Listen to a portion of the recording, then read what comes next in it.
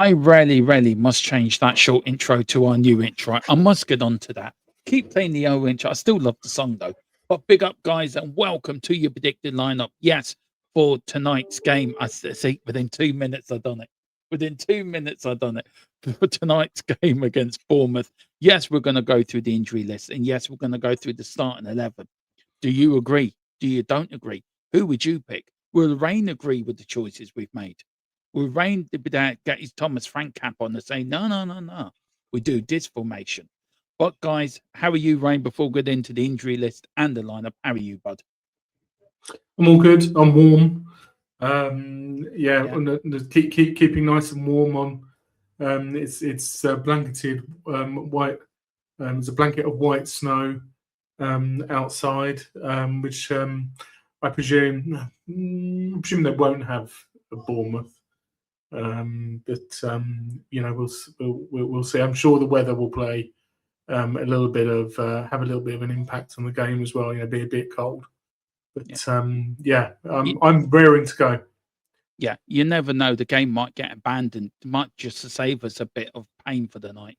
But anyway, let's get into it. Let's get into it. This is the injury list. Of course, we've got James Maddison out with the ACL. Kulu's out with his ACL. We've got Solanke out with his ankle. We've got now Mohamed Kudus as well after selling Johnson out with his thigh. And then we've got Destiny Udogie out with his hamstring, but he is back in training as well. So is Solanke, but then still haven't been picked to play yet or in the match day squad. That is why they're still on the injury list. But this is it, guys. This is the lineup from this channel. This is starting with Vicario in goal. We're going with the back four: Jed Spence, Romero, Mickey van der Ven, and Porro. Of course, captain is Romero. We're going with a double pivot of Bentancur and Padunia. Simmons returning after a 3-match suspension in the 10. Then we've got a front three of Tell on the left, Odebear on the right, and Kolo Morani up front. Rain, look, the back five sort of picks itself. It's a midfield and front three I think we really need to focus on. Are you happy with the double pivot, or would you have gone with just Padunia? Whoa. The back five. What's going on with the Davies disrespect?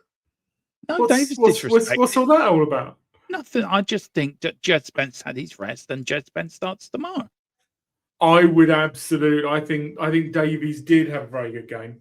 I didn't say he didn't. He did have a very good game, but I just wanted to give, he's not young anymore, so I want to use him sparingly. Like, he could come on in the second half, but to start the game, that is the back four I would start with. It's not like, I mean, he didn't not run around, but it's not like he sort of expended huge amounts of effort. So personally, Dermot, I mean, clearly, I think you're probably right. I think this is probably what Frank probably will play. If it was me, I'd quite like to play Spence on the right and Davies on the left. That's not a bad shout, actually. I'd quite like to start playing a left footer on the left hand side, because I think that really helped Tell as well.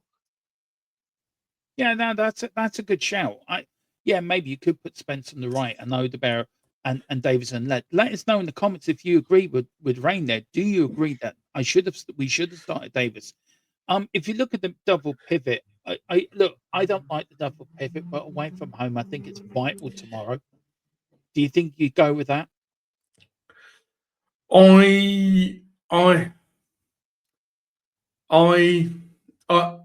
It's so difficult, Dermot. It's so difficult. It's almost like you're going to flip a coin.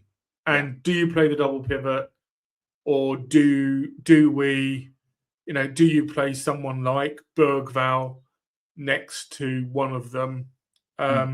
There's some stats doing the round that we play so few progressive passes. Yeah. Under Frank, and I think this double pivot is part of it. I think between the pair of them, they don't really pass the ball forward that much. It is also not helped by the fact that most of our midfielders are runners and not passers. So like Sarr, Archie Gray, Bergvall, that even Bentancur, they all want to run with the ball. They don't want their central midfield, but they're not they're not that passing maestro who I don't think we ever replaced Ericsson. No, Yeah, I don't think we have. Madison came closest, but he anyway. So I'm not going to argue against the double pivot. Yeah, I was just looking. We are pre-recording this while the Villa West Ham game's going on, and West Forest could be in for a penalty here. Just very quickly, the goalkeeper come out, found the Forest player. I think there could be the referee is now going over to the screen. I think this could be with 85 minutes gone, there could be a penalty here for Nottingham Forest. I'll ask you one question about Nuno at the end of this predicted lineup. Simmons is back, so Simmons in the 10. I think we can both agree with that, can't we? That he does come back and play there. I will be absolutely stunned if Simmons doesn't come out and play in the 10. Well, this is Thomas Frank. He doesn't always play Simmons, and that's the problem, isn't it? He doesn't know what to do with him. The problem is now you're getting to the right wing. Kudus is out now until 6 weeks. We've sold Brennan Johnson. Do you stick Odegaard on the right? Who would you stick on the right? So when Kudus went down injured at the weekend, and we went to he brought Moani and put Moani right because Odegaard was playing in the 10. I personally would like to see this. I would absolutely like to see this.